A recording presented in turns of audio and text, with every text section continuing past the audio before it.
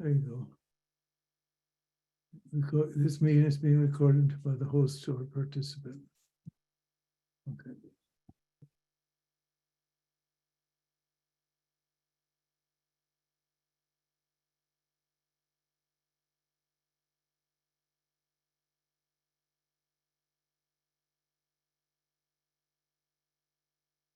Sadashiva Samarambam Shankaracharya Madhyamam Asmadacharya Paryantam Vande Guru Paramparam Ishvaro Guratmeti Murti Veda Vibhagine Vyomavad Vyapta Deyaya Dakshinamurtaye Namaha Sarva Vedanta Siddhanta Gocharam Tamagocharam Govindam Paramanandam Sadgurum Pranatosmyaham Om.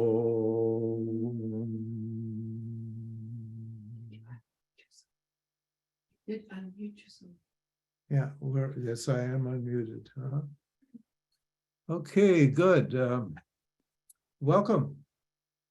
I'm having trouble with the let's see here. Where is this? Oh, excuse me. We're just it's technical stuff, and we changed that's the wrong one. I got the wrong program here. Turn that off. Oh yeah, okay, here we go. So I was trying to, this is for new people. The old people, fine, great. This is on the Satsang Dharma. So those of you who are all knowledgeable on this topic needn't pay attention, or you can if you want, either way. So these weekly satsangs are by donation, and donation doesn't mean free.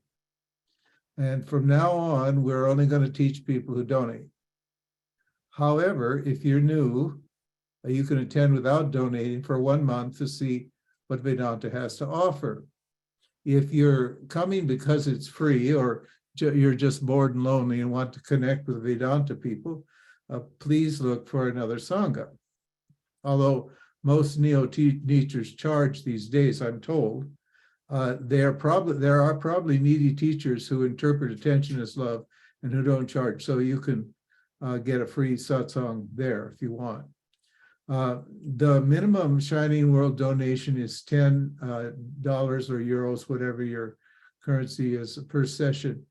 If you make a recurring monthly donation on the website, you can gain access to all seminars and archives.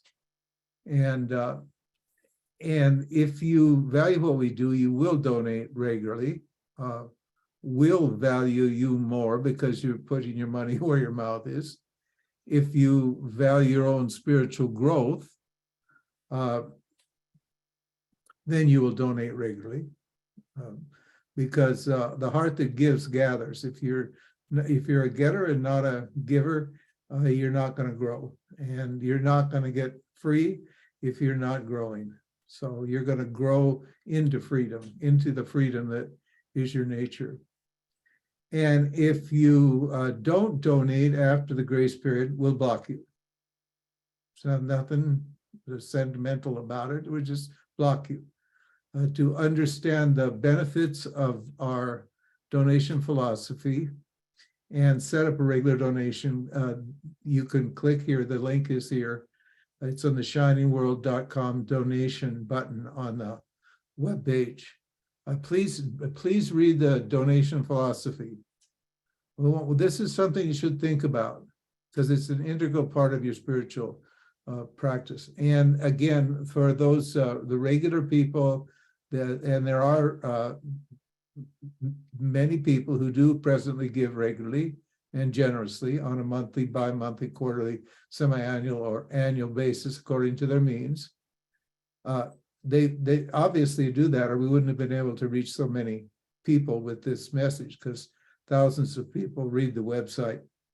And so we know very well that that this is working, and by the grace of the generosity of a very small fraction of the people who actually listen, and these people are welcome to attend. So become one of those people, and get with it. You'll like yourself a lot, I tell you, if you do. Okay. Let's see, save, just I want to save that, but I want to get rid of it. Okay, now, I couldn't, I want to say thank you again for, because my self-esteem was, as I pointed out last week, my self-esteem was pretty low, because I thought, well, there's all these people watching and nobody's, ponying up. They must just, just find this kind of entertainment or something. I don't know what, because, as I just said, you need to demonstrate your commitment to your growth and to the truth by contributing. That's an active thing. Not obviously the attitudes were good. Everybody says thank you, and that's fine. Talk's cheap though. So, put your money where your mouth is and donate. So now I see, gee, there's a lot of people. The donations were very good. And thank you very much. And I'm feeling kind of perky and kind of happy and thinking, well, maybe I am doing a pretty good job after all. So anyway, enough on that topic.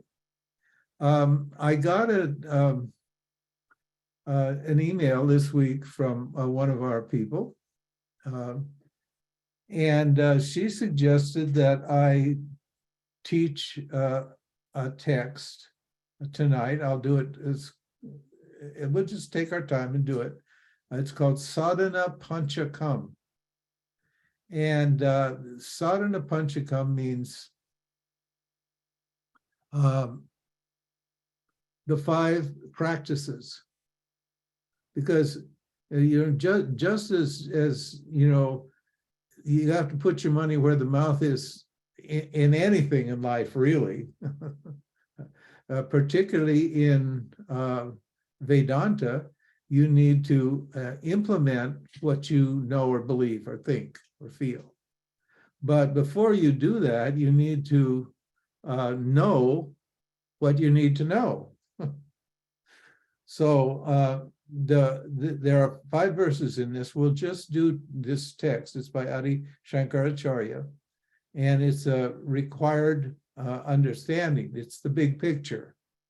It's the 5 stages. That's why Panchakam means 5. So this is the 5 stages or 5 phases or the 5 levels or the 5 steps. Or steps is it's sometimes called Sopana Panchakam. Sopana Panchakam. Sopana means steps or stages, levels of spiritual growth. Because this teaching is for the individual. The individual is going to grow from, well, you'll see what the donation, what the destination is. It's going to grow from what? A limited to a limitless entity. And that's entirely possible because you're already a limitless entity. So we'll discuss that in the course of this text. So the first, and we'll just do 3 verses tonight. The other 2, if we get through them, otherwise we'll have to do them later, next week or the following week or after the holidays or whenever. We'll sort that out toward the end, at the end of this session. So we're just doing the 3 verses because they cover the 3 basic steps.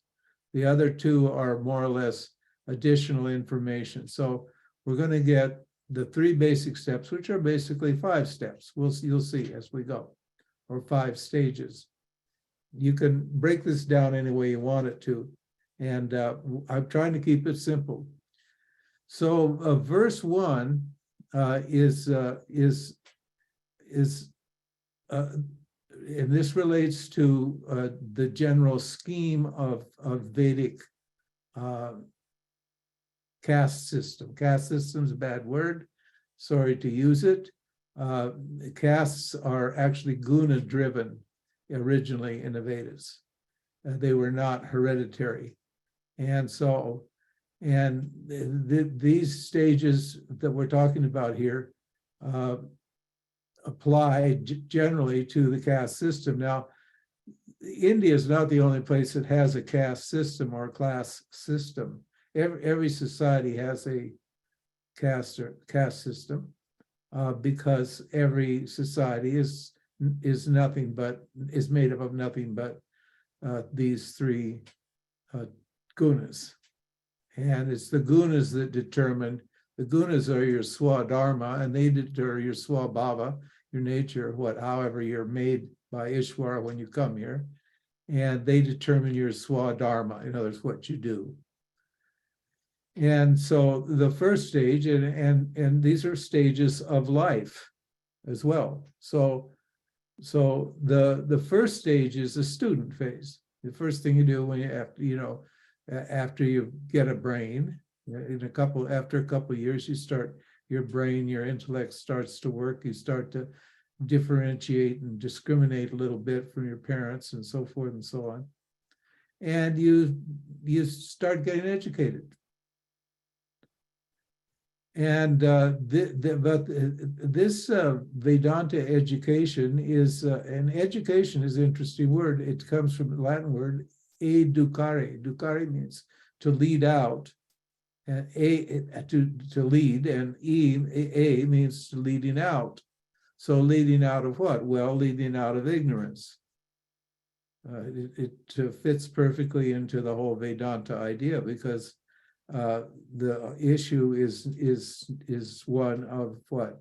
Removing our ignorance of our wholeness and completeness. So in the first stage, I need to know, I need to think of myself, if you're even vaguely qualified for Vedanta, and everybody actually is to some degree, because everybody wonders at some point in their life whether or not they, in other words, why they're here.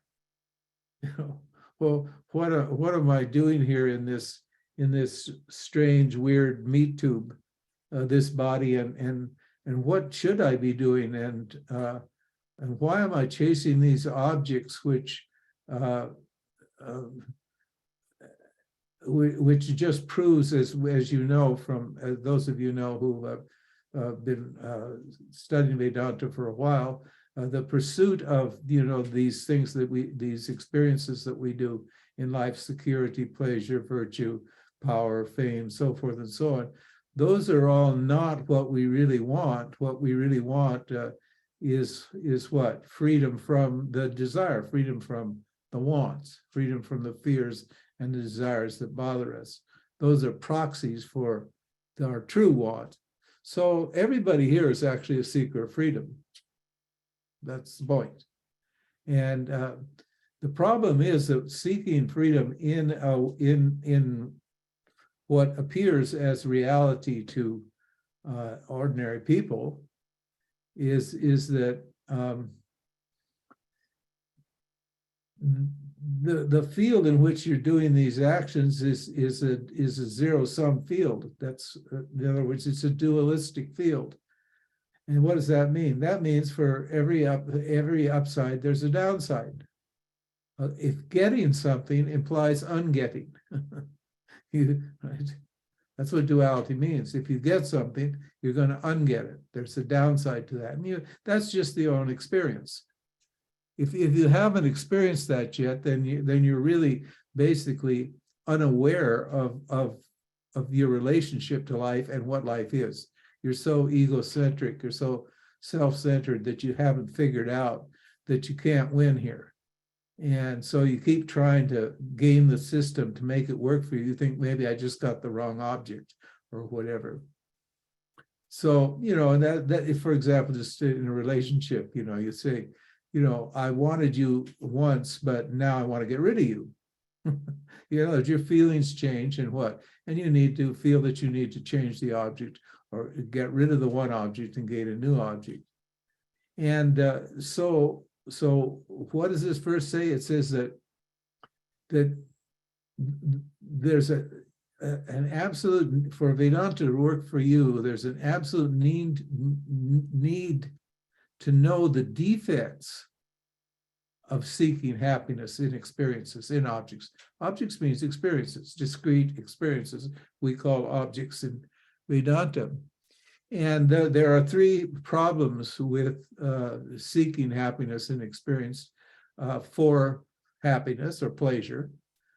Happiness is mixed with unhappiness, or pleasure is mixed with pain. So that's one problem. Acquiring produces what? Dissatisfaction, right? In other words, the more I get what I want, the more I get what I want, the more I want. Now, obviously, that's not what I want, is it? What I want is not what I want. I want to get rid of the want. But I do get rid of the want when I get what I want, but the want returns immediately. See how that works? It's a zero sum. I get rid of it, but then it comes back. So, and so that going in that loop of vasana, kama, karma, in other words, desires desires, actions, and vasanas produce what? Desires, actions, and vasanas. You just keep going round and round and round, thinking each time you engage in a new action, a new pursuit, you gain or lose something. Well, what do? You find yourself doing that same thing over and over and over again. Now, this is not rocket science, but it's really, really difficult to admit to yourself. This is what verse 1 is saying, what Shank was saying. It's really, really difficult to admit to yourself that the way you're approaching life is unworkable. And the lesson you need to draw before you can move to the next phase. See, this is what you need to be. This is the education. This is your whole education. Let's say in the student phase, when you're a student, when you're young. Yeah, and there's people who stay young until they're 50, 60, 70 years old. They have gray hair, but they haven't learned anything yet. They're still out there in grade school or kindergarten trying to figure out how this works. So we're not talking a chronological age here. We're talking maturity. So a person who starts to get mature, I know I noticed that I was getting mature about 20, when I was about 27, 28. I can almost remember exactly where I was physically in the world when that happened. Then that thought came to me. I thought, oh, you're a grown-up. Oh, you're a young adult. Oh, that's interesting. Because up until that time, I was just a big baby, just chasing stuff like crazy, and having a good time and going up and down and around with lots of pleasure and lots of pain. Yeah. And suddenly I started to see, and it was during that time or shortly after that Vedanta came to me. I got to India and so forth and so on. You may know the story if you read my autobiography or heard some of me talking about so forth and so on. So the first verse is called the student phase. In the Vedic system, it's called brahmacharya. Brahmacharya doesn't mean celibacy, it means wandering in Brahman, wandering in reality is what it means. Acharya means to wander, learning, trying to figure out what reality is. We're not talking, we're talking the apparent reality, but that's reality for most people most of the time, is what's happening to them and what they're doing and what's happening to them. So verse 1 is simply the fundamental qualification, which allows me what? To understand that, or to convert, let's put it this way, to convert my desire to have experiences and objects into a desire to what? Understand what reality is. Why am I here? What am I doing here? How does this thing work? Now, if you can resonate or relate to what I'm saying here, then you're out of the education phase. You don't need any more education on this topic. You're going to need education on the following topic, because you're always learning here. Obviously, you're always being led out of a problem. Now, in the second stage, it's not learning that the world's a zero sum. It's what? Implementing the knowledge that you learned in life, that you learned about life. In other words, implementing this knowledge that what? That I am what I seek. Let's put it that way. Because if there's no joy in objects, then the joy's got to be coming from me. Because there's only, in duality, there's only two things, a subject and an object. That's what duality means. A subject and an object means two things. And if I can eliminate the objects as a source of joy, by default, the joy has to be in me. Now I know that, and that's our first teaching. The joy is not in the objects, the joy is in yourself. We call it the Purusharthas, the basic teaching. It's in both of my books, Essence of Enlightenment and How to Attain Enlightenment. That's the first chapter. And so that's what I need to know. Now, let's say I know that. Then how am I going to implement that knowledge? In other words, talk's cheap. You can say, I know how to shoot a basketball. You take it in your hands and you throw it at the hoop. Okay, good. That's right. That's good knowledge. Yes, we agree. Yes, that's how you shoot a basketball. Now let's see you do it. The knowledge isn't going to do itself. That's the thing about knowledge. Knowledge is inert. It's not going to do itself. So I'm going to have to do it and see how that works and see if it works and how to do it. It's not as easy as you think to shoot a basketball. So many things that seem quite simple intellectually, on the intellectual level, are not that easy at all. And implementing this knowledge that I'm whole and complete, limitless, non-dual, actionless, ordinary, unconcerned, unborn, ever full, blissful awareness, implementing that little piece of knowledge, that's a grunt. So, don't think you're going to get away just because we're talking the path of knowledge. Don't think it's going to be easy. It's simple, but it's not necessarily easy. Why? Because it's really counterintuitive. It's not backed by much experience. A few epiphanies here and there may have softened me up as to that particular fact, but it's not, generally, I don't feel that way at all. Generally, I feel small and inadequate and incomplete. And I believe that there's something, I'm sitting around waiting for something to happen or trying to make something happen that's going to make me okay. So So the second stage is the householder phase, and that's the implementation phase or the karma yoga phase. So we move what? Now, what is karma yoga? Karma yoga means I need a provisional identity, not my identity as consciousness, existence, shyness, consciousness. That's way too much at this stage. Remember the conversation that Arjuna and Krishna have in the Bhagavad Gita, and Krishna tells Arjuna, you're don't worry, you're not going to kill anything, and even if you do, nothing's actually done, and you're not, even if you think you're killing, you're not killing, and so forth and so on.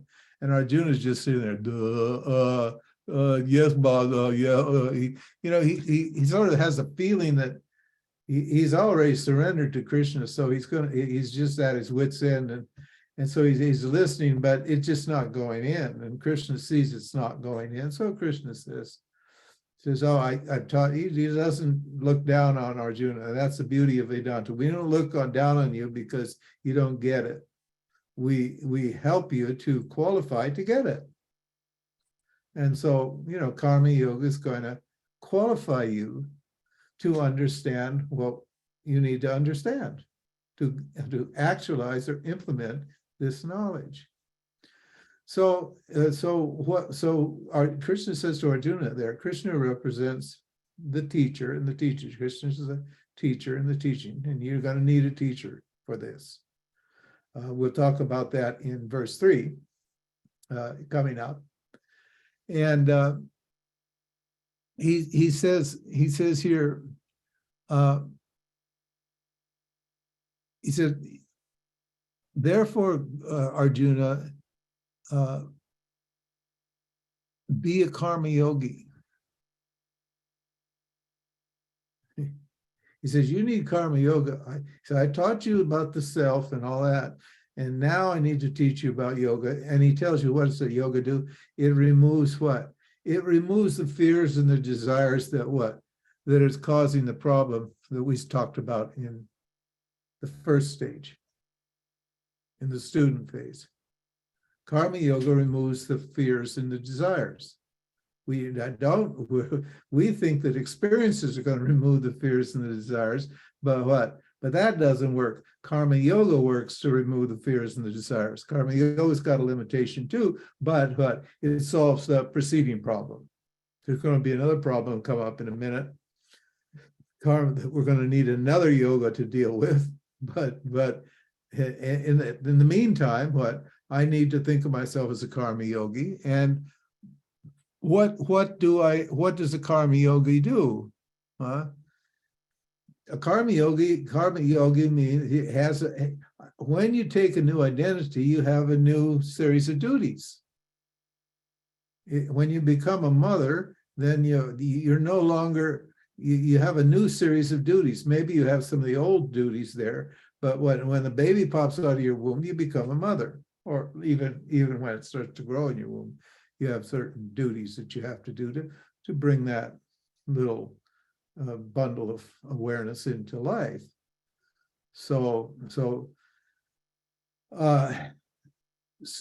karma yoga is called nishkama karma. It means there are certain compulsory duties that produce spiritual growth that don't depend upon your likes and dislikes, but are based on the Vedas. Understand? You need to wholeheartedly do things that are required of you, but not only by the karma yoga, and what those things are told in the Vedas. The Vedas mean the karma kanda of the Vedas, the section of the Vedas that deals with dharma. Karma kanda is called a dharma shastra. The section on action is called a section on dharma. And there it's told how people behave, how you're supposed to behave if you're a mother, a father, a doctor, a lawyer, a baker, a butcher, a candlestick maker. It doesn't matter.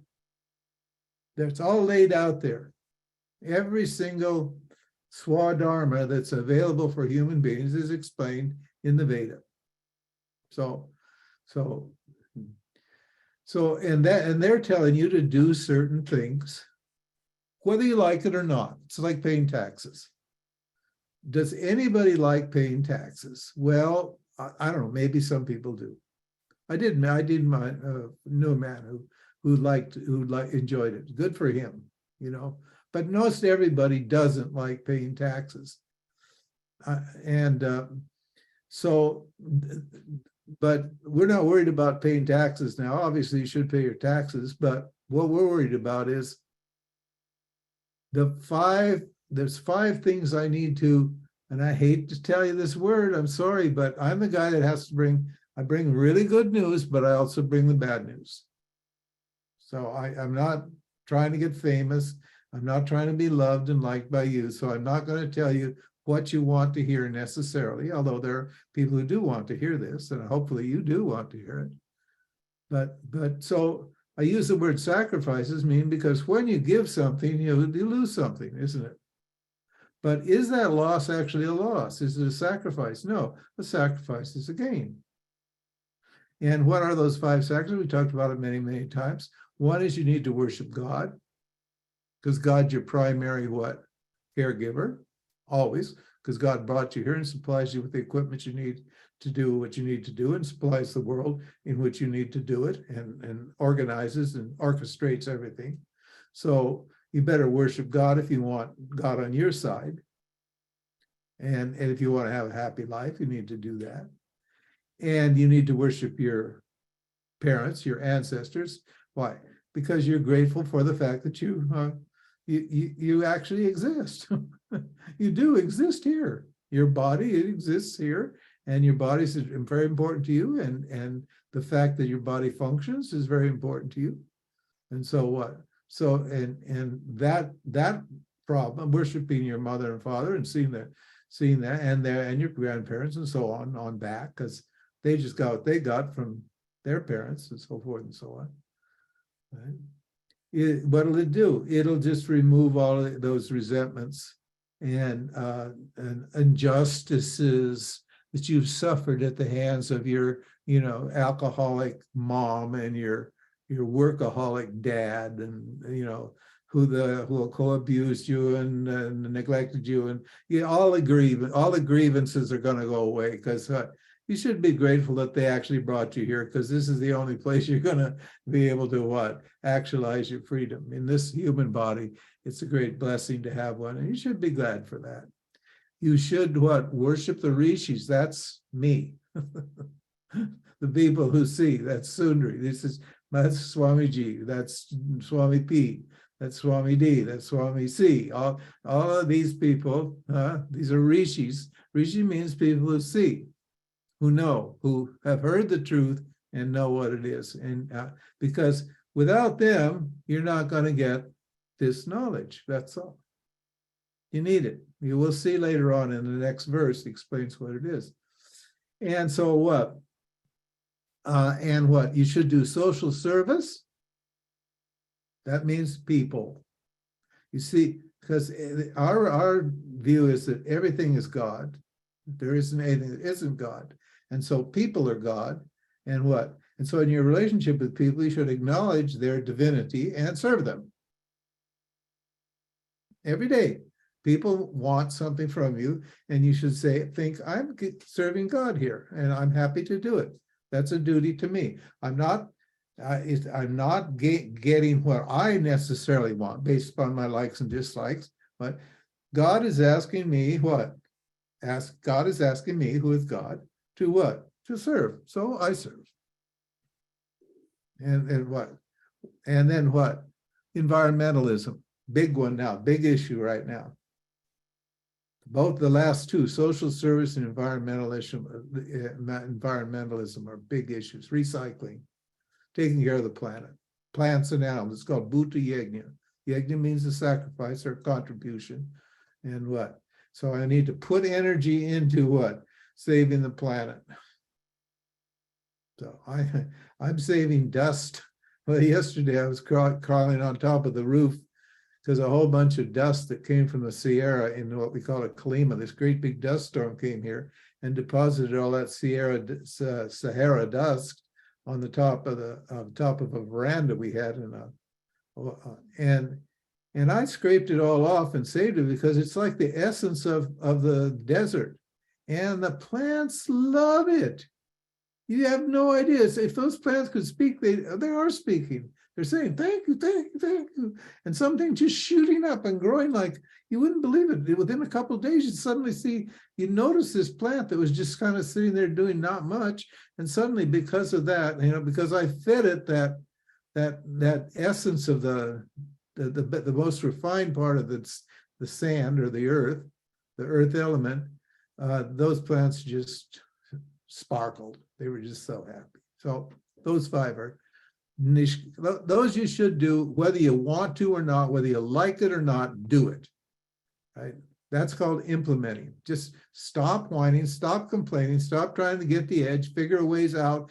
Stop being lazy, just do it. So then the second one is sakarma karma. And what is that? That's what we traditionally call karma yoga. In other words, sacrificing the fruits of the action, of desire prompted action.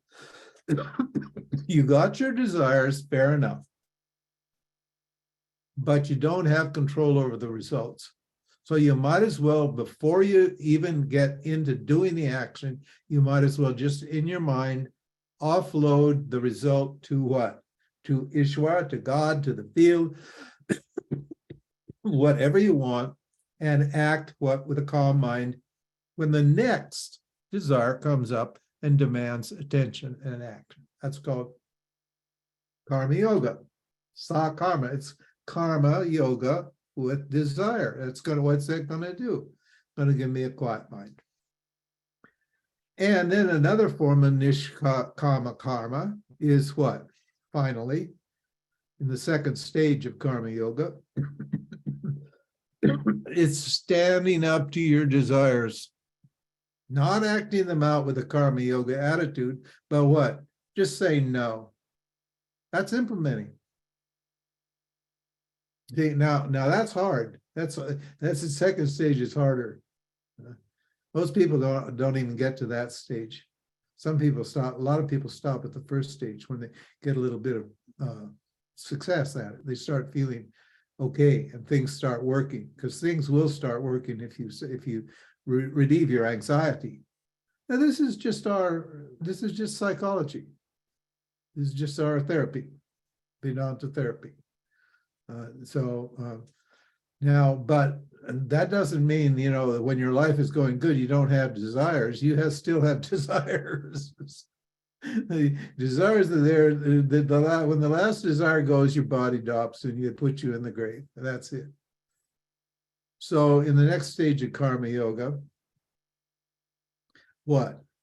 You stand up the desire and say, I can do without it. I don't need it. I am full and complete.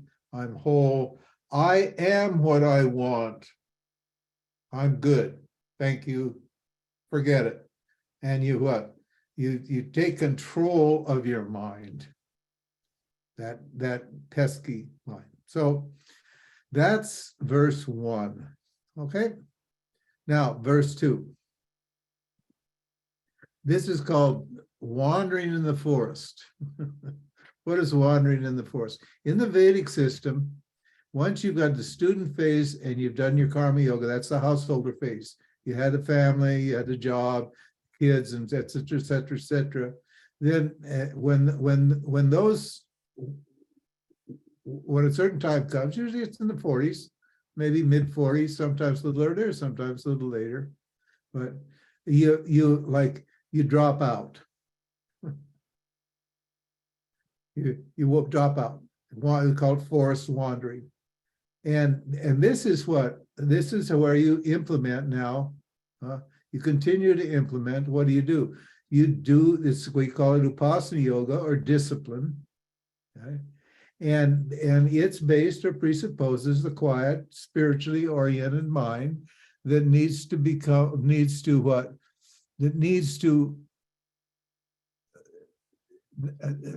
let's put it this way, a quiet, spiritually oriented mind with a desire for freedom, that what needs to be converted into an intense desire for freedom. We call it mumukshu, to a burning desire for freedom.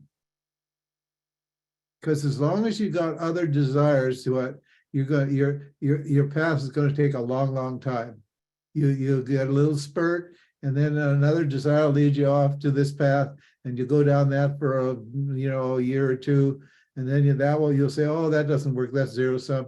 I got to get back and do some more moksha, and then you'll make a few steps forward, and then what? Another desire will lead you off this way, and you find or over there, whatever it is, and you keep what? So you want to eliminate that. You want to keep that desire channeled into this one focused or channeled to this one idea, freedom.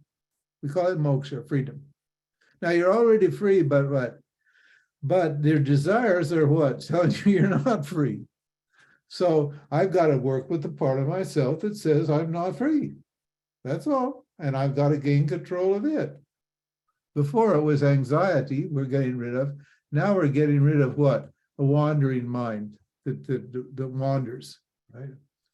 And how do you implement? Now here's the knowledge you need for this stage. Again, you're learning here. You're always learning. It says, how do you implement that stage? One, by associating with wise people, not worldly people. And what? And taking up a yogic lifestyle that actualizes your 6 inner powers. What are those 6 inner powers? I explained them in detail and carefully in the power of know, which is my text, my scripture on what? On the similarity and differences of Vedanta. Either way, that based upon the Patanjali Yoga Sutras, and the power of know says you can either focus on the chakras, which normally in the Patanjali Yoga Sutras they talk about, right? Or and the Patanjali Yoga Sutras also says you can focus on Ishvara, which is what Vedanta says. Let's just focus on Ishvara, because Ishvara is a higher category than those 6 qualities, or those 8 qualities, or those 8 states of experience. But that doesn't presuppose developing developing those powers. And what are those powers? One, how to control your mind. If you can't control your mind, how to control your senses. At least if you stop the action, you won't produce the result. You'll get a mental result if you can't control your mind, which is you'll be frustrated or agitated. How to restrain the mind, pull the mind back. We call that pratyahara, drawing or restraining the mind. Standing up to the pinpricks of life, we call that titiksha. Titiksha means forbearance. This, you look at it now, you see what happened. He says, this is a big one for the modern age. Everybody's a whiner. The smallest little things people whine about. Just the most petty, trivial, useless, dumb shit. People are like whining and complaining about. Oh, he didn't this. Oh, she didn't. Listen, life's a bitch. Suck it up. Get on with it.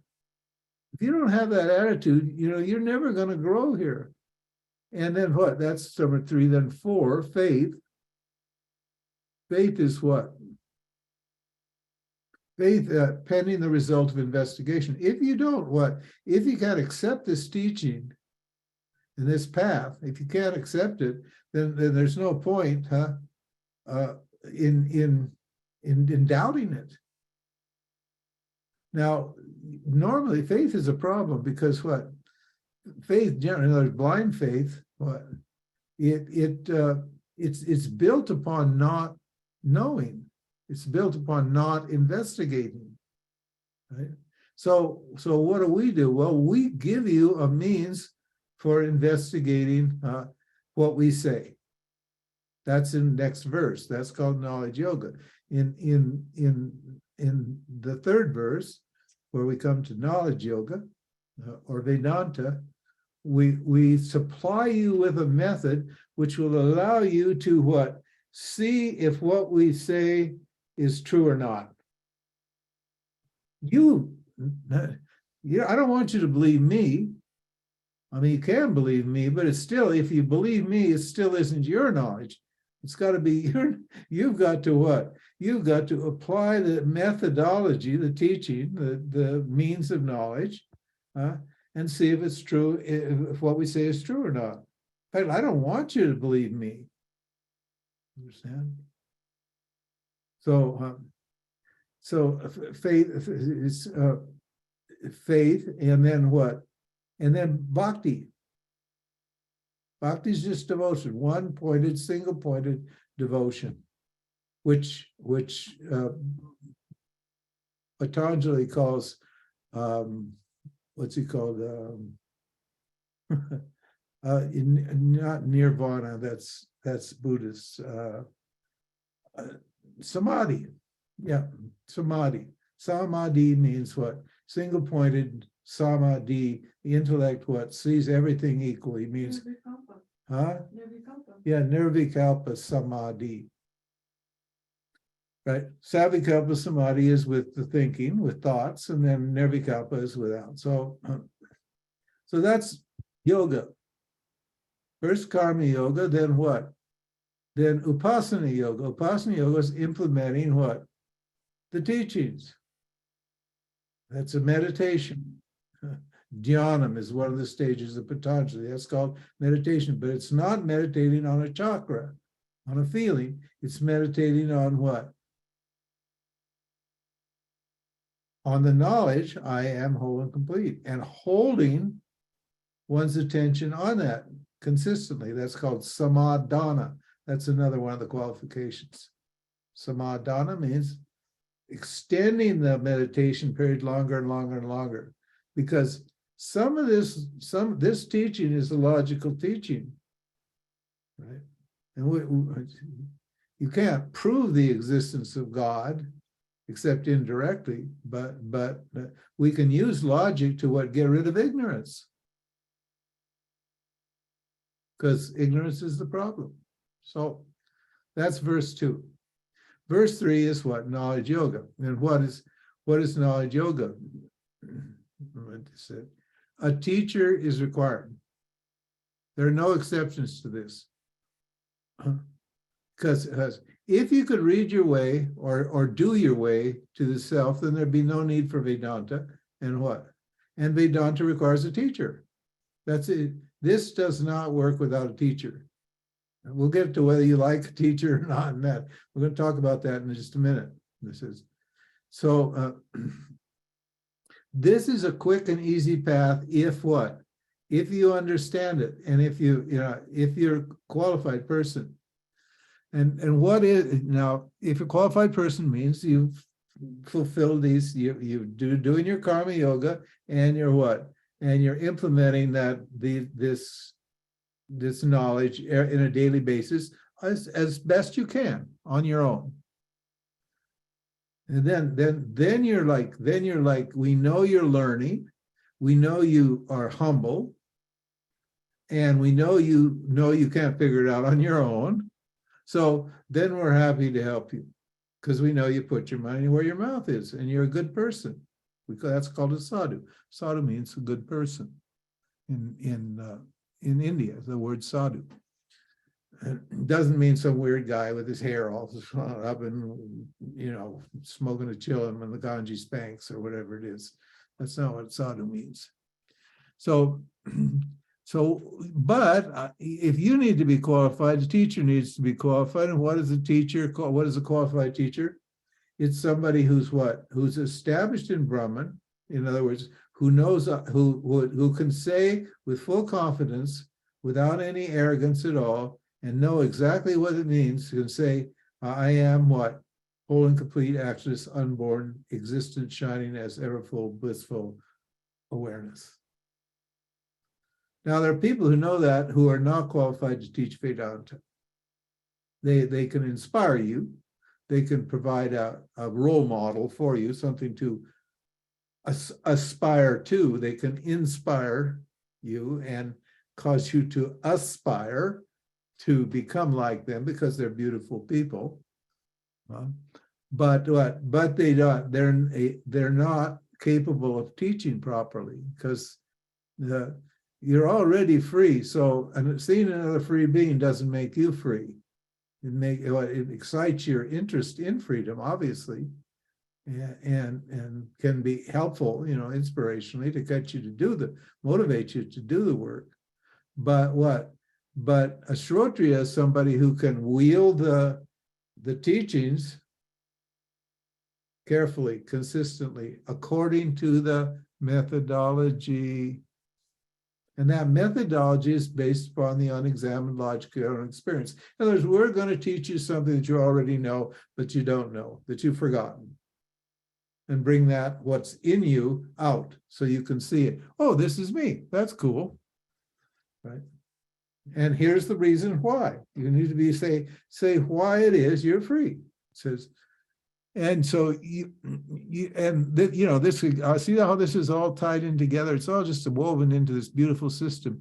This is why you need to serve the teacher, because you can't read your way to freedom, and you need someone who can point out the inconsistencies in your thinking, and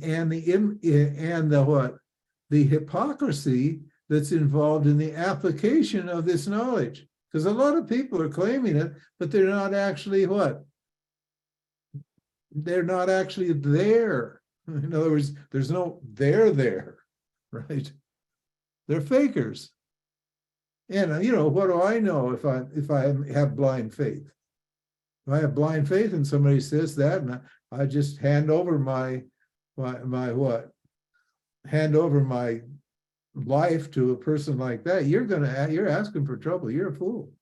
It's like these people that handed over these billions of dollars to this what was his name? What's that guy's name? Dan Bankman-Fried. Oh yeah, Daniel Bankman-Fried. Sam, yeah. SBF, he was called. Samuel Bankman-Fried. And they handed over billions of dollars, and he was just doing with what he wanted to do with it. Nobody even actually looked into it. Smart people. They just said, oh, because they were so blinded by this idea of getting rich, right, in an easy way, and just keep growing, and getting more and more rich and becoming billionaires or whatever it is, that they didn't do their due diligence and they got it. So they lost their shirt. He lost $8 billion of other people's money. That's a lot of money. So you need somebody who can wield this mean knowledge and point out your problems for you, not in a bad way, in a good way, and supply the logic, the scripture-based logic that does the job. So that person is just skillful at doing this particular thing. It just has it's swadharma. Teaching is a swadharma. I happen to have that teaching. My mother was a teacher, and my brother was a teacher, and so it was just built into the family. And but faith, as I said, I need to have faith in the teaching, so because this is hard because it contradicts my experience. There's no logic to my experience, because my experience tells me that I'm not free at all. My experience tells me I'm small, inadequate, incomplete. I need this, I want that, I'm afraid of this, I'm afraid of that, so forth and so on. So this service to the teacher, and we talked about that, is by by surrendering to the teacher. Now, that doesn't mean doing what the teacher says, because the teacher's not like a big boss that's telling you what to do. The teacher makes suggestions. And the teacher can tell if you implement those suggestions or if you ignore them. I make lots of suggestions that most people ignore, but the few people who are qualified, and there's always some people, and there's actually quite a few people in this Sangha now who are qualified and who actually take the suggestions. Oh, imagine that. Anyway, so service protection, service to the teacher protects you because you can see if the teacher walks the talk. In other words, it's good to hang around with these people to see if they're actually real or not. And the teacher can tailor the teaching to the student, because the student's there presenting his or her ignorance. The teacher knows, because he's walked through the whole thing and understands the whole process. He can tell you, hey, this is where you hung up. This is what you missed. This is what you need to do, so forth and so on. It's up to you, but this is, my own experience. Scripture says so. So we just offer it to you. And if you start to dislike a teacher because they tell you they happen to tell you the truth, which you should really want. You should really want to know the truth. But if the truth is too hard for you, then you will start to dislike the teacher. And that's okay. That's good. Why? Because then you can go and find a teacher who tells you what you want, tells you what you need to hear, or what you think you need to hear. Because there's a lot of teachers out there that do that, particularly if you kiss their royal butts and hand them money or sleep with them or whatever it is whatever the transaction they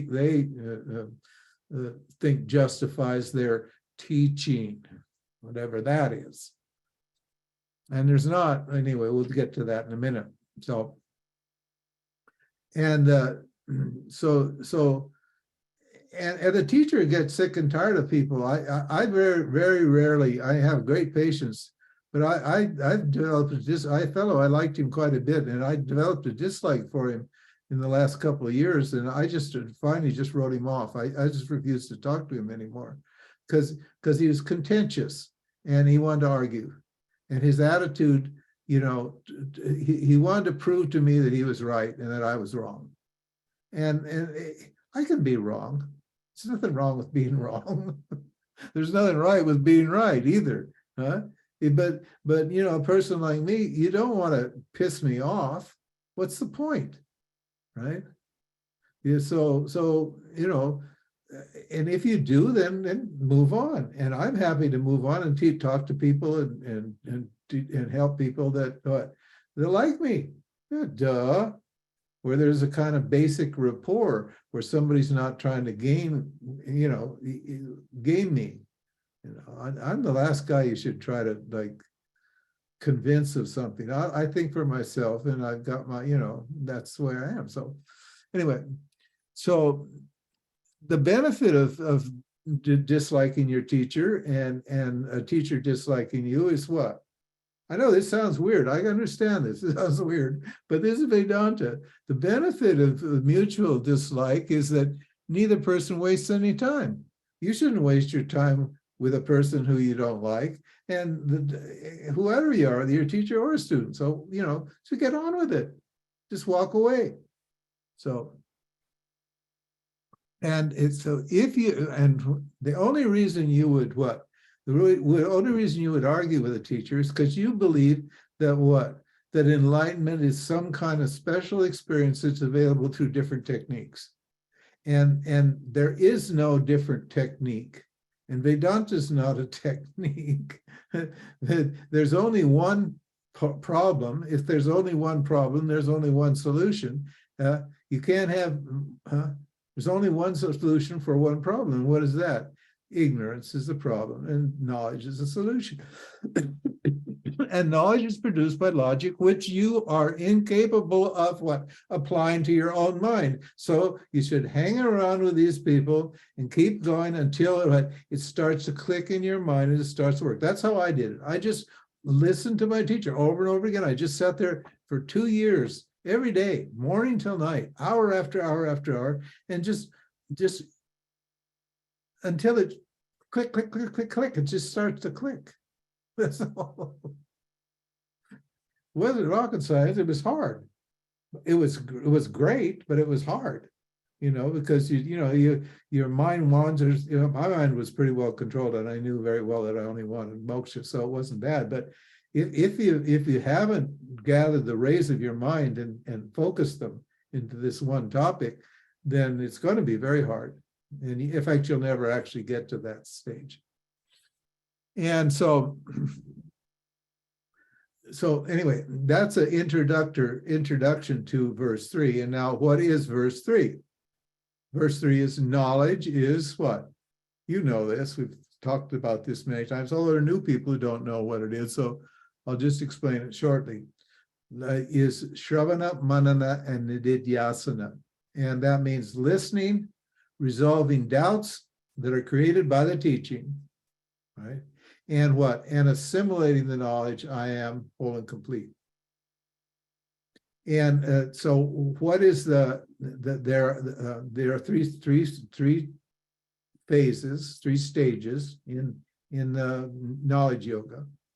The first stage, remember, first stage in the whole spiritual path is what? Is the student phase, karma yoga, right? The implementing of that. And then what? The second phase is upasana yoga, controlling your mind, developing your mind, qualifying yourself, right? That's yoga, gaining mastery of your mind. And the third stage is what? Knowledge yoga. And then knowledge yoga has three stages. And what? The first one's listening. The second one is what? Resolving the doubts that are what? Caused by listening. Because this is, provocative. We're provoking you. And what? And then assimilating the knowledge. So what? And what is the knowledge? What? Knowledge, the listening that you gain during listening, knowledge of jiva. What is jiva? 5 sheaths. I haven't got time to run through those sheaths right now, because I'm just presenting the big picture. And then what? B, jiva is the 5 sheaths. That means the individual. That means people. That means you, the person. Okay? I need to know what this you, the person is. I need to know what it physically, emotionally, intellectually, etc. I need to know who that person is, what that person is. And 2, what? Knowledge of Ishvara and its 3 bodies.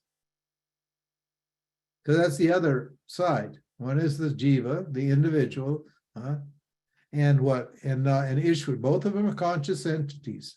The jiva is conscious and Ishvara is conscious. Ishvara is what? 3 bodies. What is the 3 bodies? The macrocosm. The macrocosm. Macrocosm means the totality of all what? Of all desires and of all actions and of all what? Tendencies. Vasana, kama, karma. Those 3. Ishvara produces the vasanas, the kama, and the karma. And jiva, what? With its 3 bodies, is always interacting with Ishvara in this way. And 3, what's the third point? Then what do we do in Vedanta? We prove that what? That Ishvara and jiva, that God and the individual, are non-different. That's what identity means. There's no difference between the 2. And what is that? What is that statement? Pure existence, which is Ishvara, that means all the inert objects, the material portion of reality. And pure consciousness, what? That means jiva, right? Are non-different.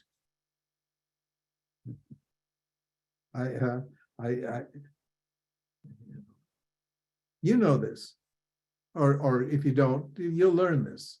If you're new, you'll learn it. If you have been studying Vedanta properly and carefully for a while, you will know this, and you'll know why.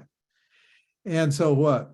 Through systematic analysis, that's all Vedanta is. It's an application of knowledge. We call it jnana abhyasa, the practice or the application of knowledge, the implementation of knowledge, and that is a systematic analysis which you will pick up and you will become yours if you're listening properly. We discover that what?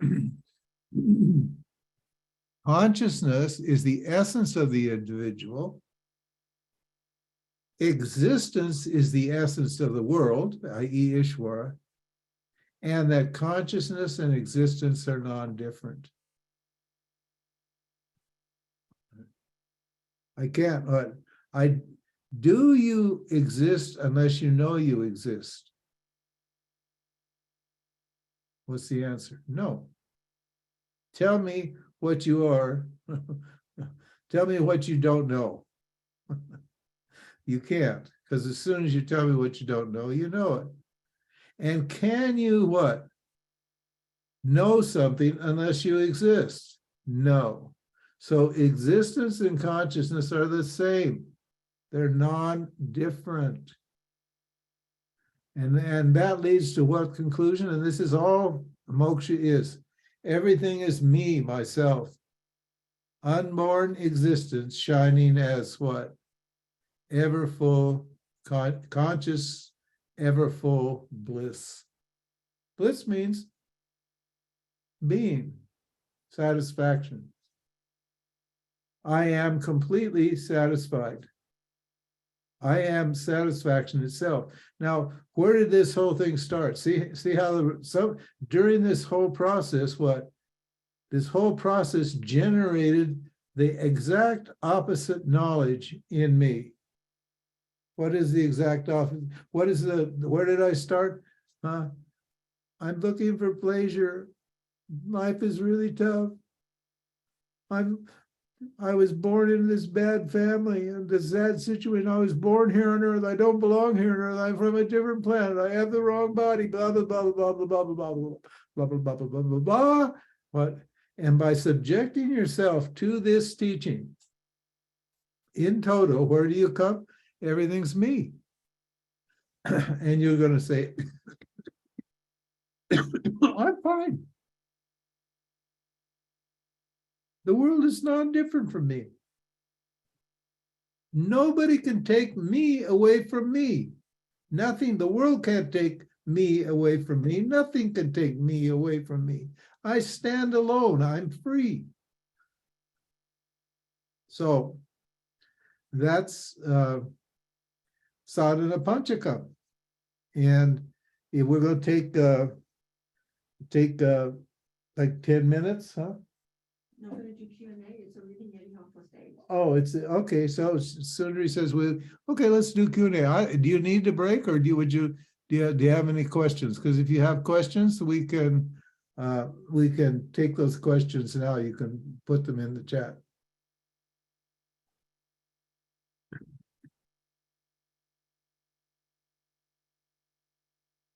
Or if you're just overwhelmed, that's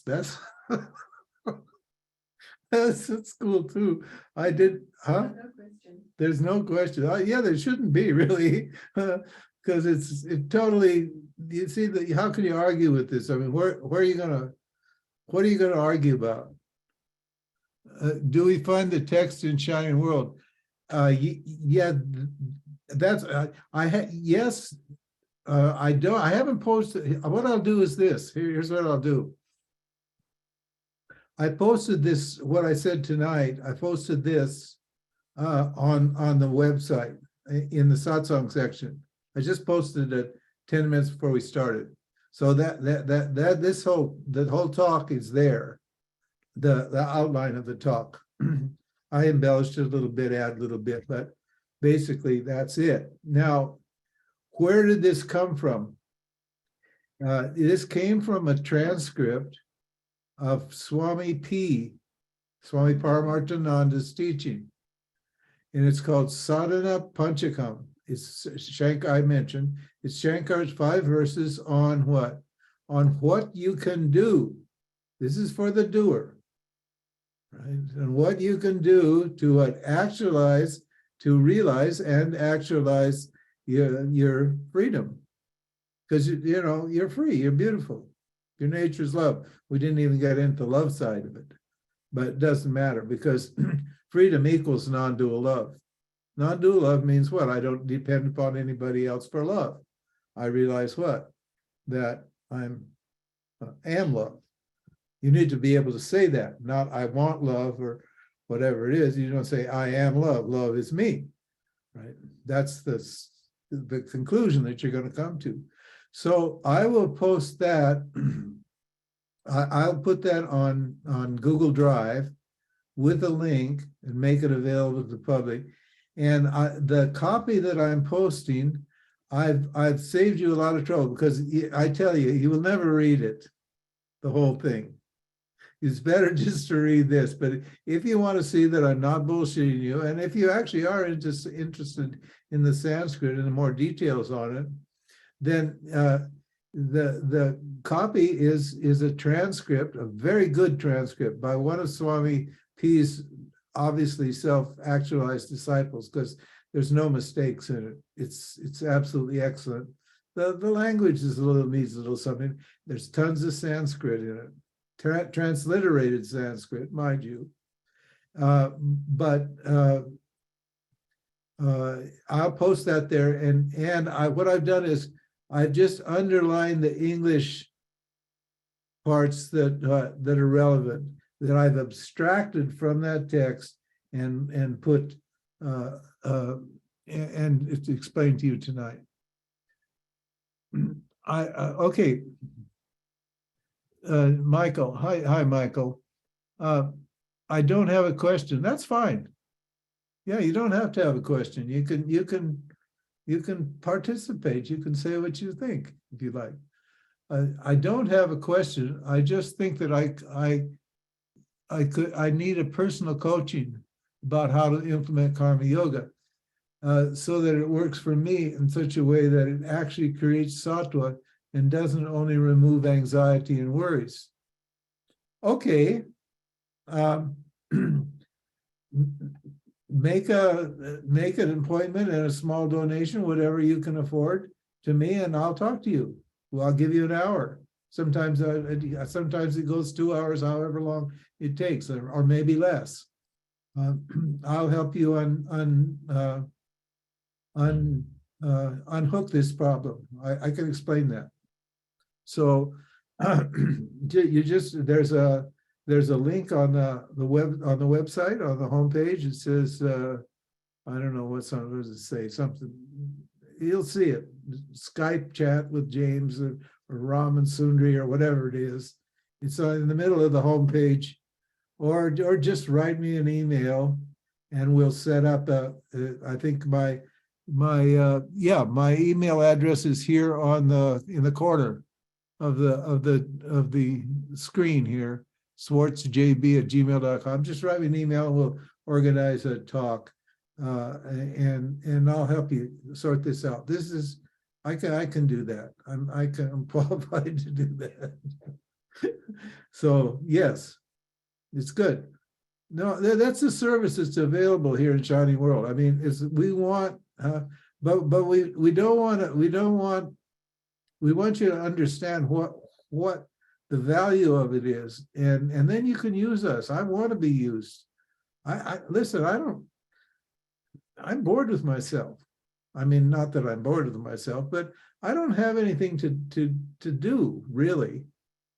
And I'm dedicated to like offering or sacrificing or serving people. That's my karma yoga. That's the karma yoga ritual there. That's, I worship the rishis by presenting this knowledge, and I worship people by presenting this knowledge.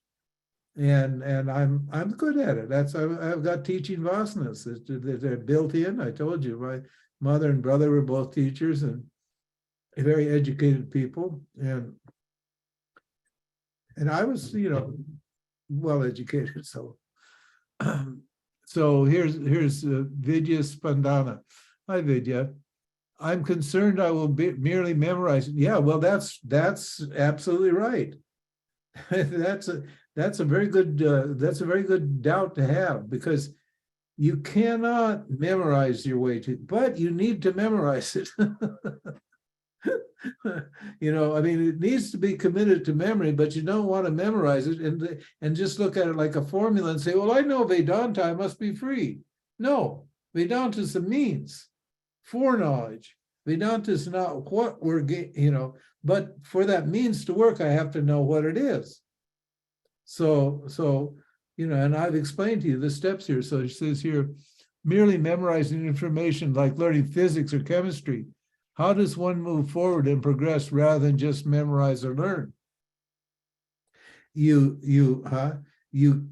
keep listening and you keep implementing, and you associate. Remember, this isn't going to happen unless you associate with a teacher. So you associate with me or Sundri, and we'll make it clear. It'll work. That's all. I associated with Swami Chinmaya for 2 years. And I didn't stop after that. Then I associated with Swami Dayananda, his disciple, right? And now I associate with Swami Paramartananda, who's we're both disciples of the same gurus. He was a disciple of Chinmaya and Dayananda, and I was a disciple of Chinmaya and Dayananda. And I actually wrote him recently a letter, a physical letter. He doesn't do email or anything like that, thanking him for, his service to the tradition and to me, right? So, you got to move into this world where satsang is taking place. It's a loka, it's a world, and associate the people. Many people in this sangha are very, very knowledgeable people. You can maybe talk to some of them. We have a list there's several teachers on the website that are listed, and come to the seminars if you can, this sort of thing. This is really a big one. You can I've written a book on. You can talk to me too if you want to. But I'm basically explaining it to you now, so save your donation. But I do recommend, though, you read this book called what is it called? Existence Shining as Awareness. It's a book that I've written. It's on the website. We have digital copy. There is a hard copy too. You can get it, but it's in America. Are you American, Vidya? Hi, Ramji. This is Vidya. The question is from my husband, Chris. Because you can't hear me. I can hear you. Well, if you can't hear me, then why am I talking? Are you? Can you hear me okay? I'm Vidya. So this is Chris, my husband. I recommend this book. It's called Existence Shining as Awareness, and it deals with that topic. Thank you. Oh, I think your sound, I can see you speaking, but I think your sound, unmute yourself. Look at the bottom left-hand corner. There's a microphone, and you're probably muted. Can you hear us now? Is it working? Huh? We still can't hear him. I still can't hear you. Okay. But maybe it's your side then, No. if you connect to your computer audio, maybe you didn't sign up to computer. Well, but I think other people can hear. Can you hear me, Cookie? You can hear me. Michelle, you can hear me. Sundari, huh? Yeah, but maybe you can't hear anybody. Well, everybody's muted. Except that no Vidya's not. Oh, hold on. We can hear. Yes, everybody says yes, they can hear. Vidya's unmuted, but you still can't hear her. So there's something on our side. Well, there's something that I'm sorry, Vidya. Let's see. Anyway, get that book. It's 10 euros or $10, whatever it is. Existence Shining as Awareness, because it deals with this issue. That'll help you. And if not, then call me up, Skype me or Zoom me, and set up a thing, and we'll talk about it. But basically, I'm telling you, if you avail yourself, if you commit to this tradition, then it'll all get clear. It's just a practical thing. There are many people who are watching here who've been there's one woman that she's been with me for 50 years, actually 51 years. She's been listening.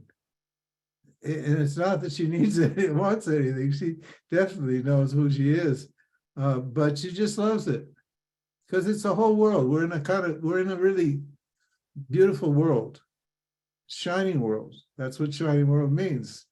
It means a bunch of people who are radiant and sharing this themselves in the form of this teaching. So anyway, get that and we'll see. We can hear Vidya, her husband, and you, the teacher. Huh, that's interesting. Well, I don't know what it is. It's a shame. I can't see on my thing any anyway. Ramji, just you can't hear. Checks your speakers. Oh,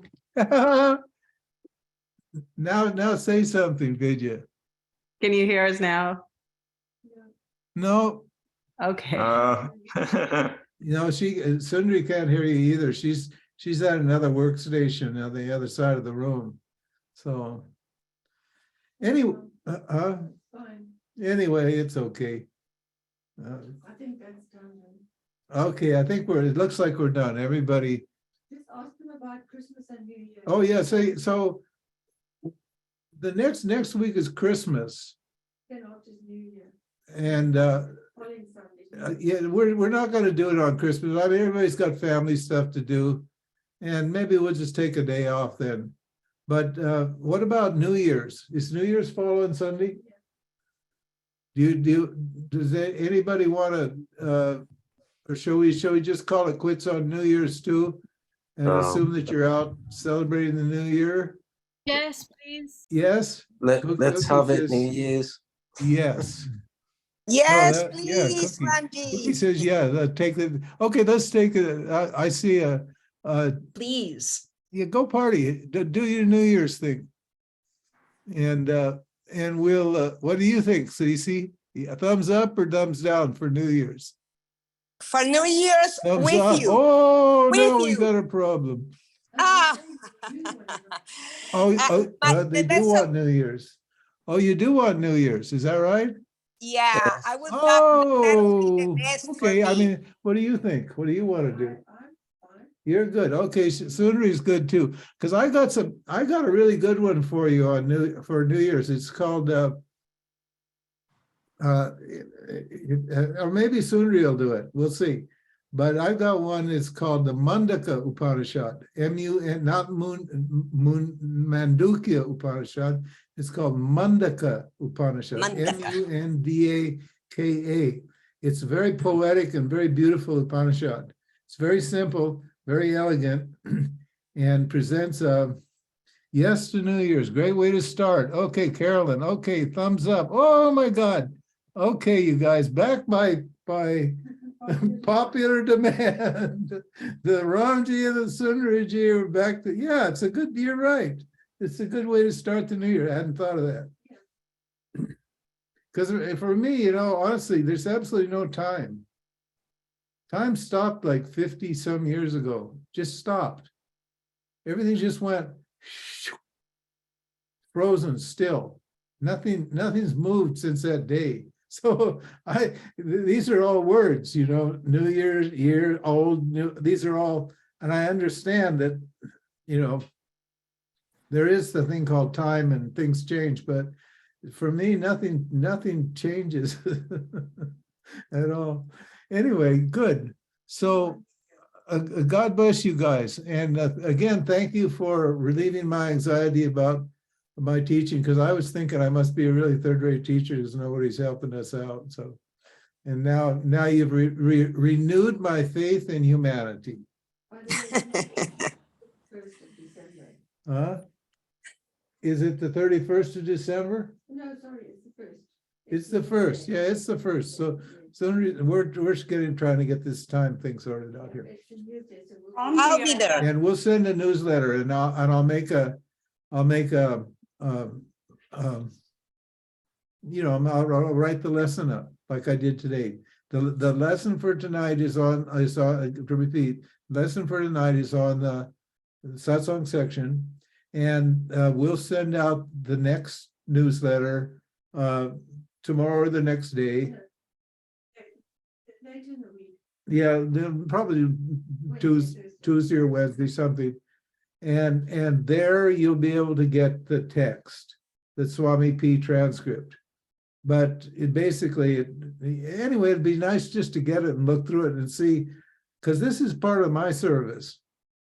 I spent a lot of time. I stayed up last night for, well, I think on Thursday or Wednesday, I spent about 3 or 4 hours on it. And then last night I stayed up till midnight working on it. And then this afternoon, it was Sundari's birthday today. So she was Today? a birthday girl and I had to do everything she wanted to do.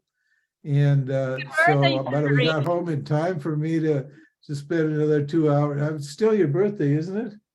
Yeah, to do everything I wanted you to do. Yeah, you have to do it. I have to do everything without complaint. No arguments. But I did a good job. I think I'll ask her later if I did all right on my birthday. And then later on this afternoon, I just spent, so I probably have about 10 hours into my preparation of these things. So, you know, you're getting the wisdom of the ages cheap. So anyway, God bless you all. And we'll see you on the 31st, or the first first. evening with to be announced. Okay, bye. I'll be there. I'll be there, Ramji. Thank you very much. Thank you, Ramji, and happy birthday, Sundari. Happy Christmas.